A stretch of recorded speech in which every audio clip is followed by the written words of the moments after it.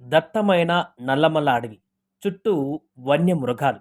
కాలు తీసి కాలు పెట్టలేనటువంటి కఠినమైనటువంటి ప్రాంతం.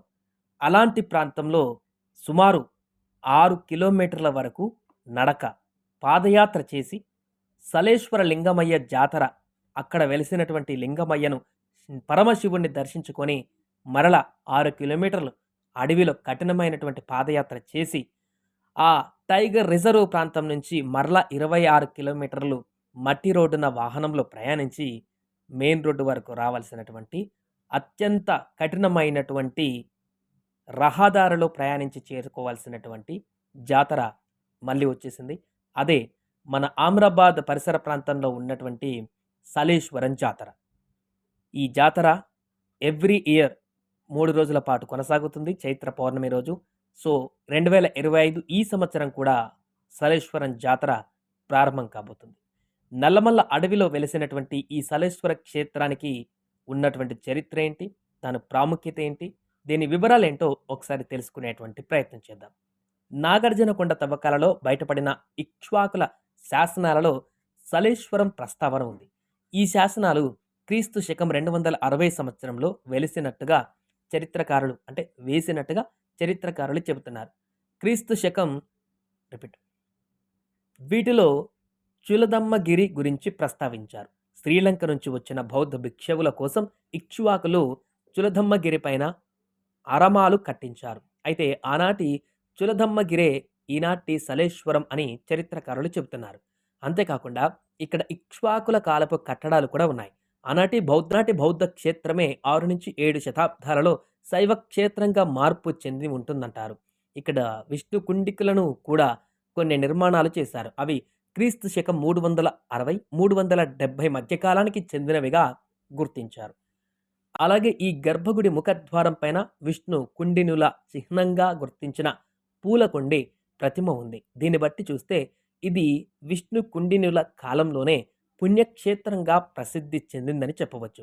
13వ శతాబ్దం నాటి మల్లికార్జున పండితారాధ్య చరిత్ర గ్రంథంలో ఈ క్షేత్ర విశేషాలను పాల్కూరికి సోమనాథుడు వివరించాడు.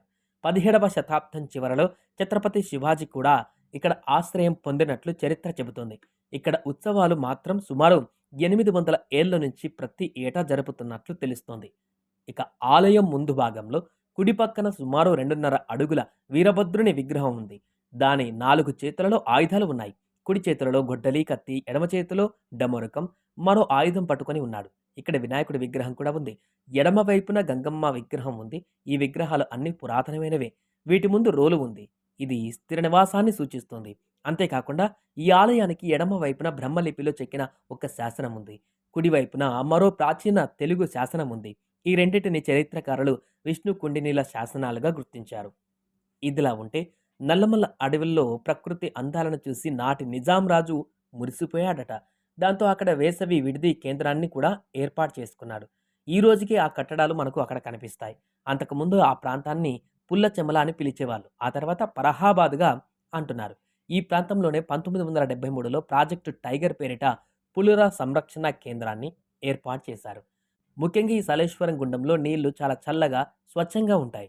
ఈ గుండాన్ని శంకుతీర్థమని పిలుస్తారు. అడవిలో అనేక వనమూలికలు, ఔషధ గుణాలు ఉన్న చెట్లను తాకుతూ వచ్చే ఈ నీళ్లు తాగితే ఆరోగ్యంగా ఉంటారని భక్తుల నమ్మకం. శంకుతీర్థంలో స్నానం చేయడాన్ని పవిత్రంగా భావిస్తారు భక్తులు. గుడిలో ప్రతి ఆకును పసుపు, కుంకుమ, కొబ్బరికాయ, చక్కెరతో పూజిస్తారు. లింగమయ్య స్వామికి, గంగమ్మకు భక్తులు వెండి వస్తువులు చేయించి మొక్కులు చెల్లించుకుంటారు. నాగదోషం ఉన్నవాళ్ళు వెండి నాగుపామును ఇస్తారు. చెంచులో ఇప్ప పువ్వును నైవేద్యంగా సమర్పిస్తారు. సలేశ్వరం జాతర సంవత్సరానికి ఒకేసారి 3 రోజులు జరుగుతుంది. ఈ 3 రోజులు మాత్రమే ఆ ప్రాంతంలోకి భక్తులను అనుమతిస్తారు. రోజులలో ఈ ప్రాంతానికి వెళ్లే సాహసం కూడా ఎవరు చేయరు. ఎందుకంటే ఈ అడవిలో క్రూర జంతువులు సంచరిస్తుంటాయి. జాతర జరిగినన్ని రోజులు కొండ కోణాలలో నడిచే భక్తులకు కొన్ని స్వచ్ఛంద సంస్థలు అక్కడ భోజన, నీటి వసతిని కూడా ఏర్పాటు చేస్తాయి. సలేశ్వరం గుహలో వెలిసిన స్వామివారికి చెంచులే పూజలు చేస్తారు. కుక్కలను వెంటబెట్టుకొని నీళ్ల కోసం వెతుకుతూ చెంచులు ఈ ప్రాంతానికి వచ్చారట. అప్పుడు ఆ కుక్కలే గుహలోని స్వామివారిని చెంచులకు చూపించాయి.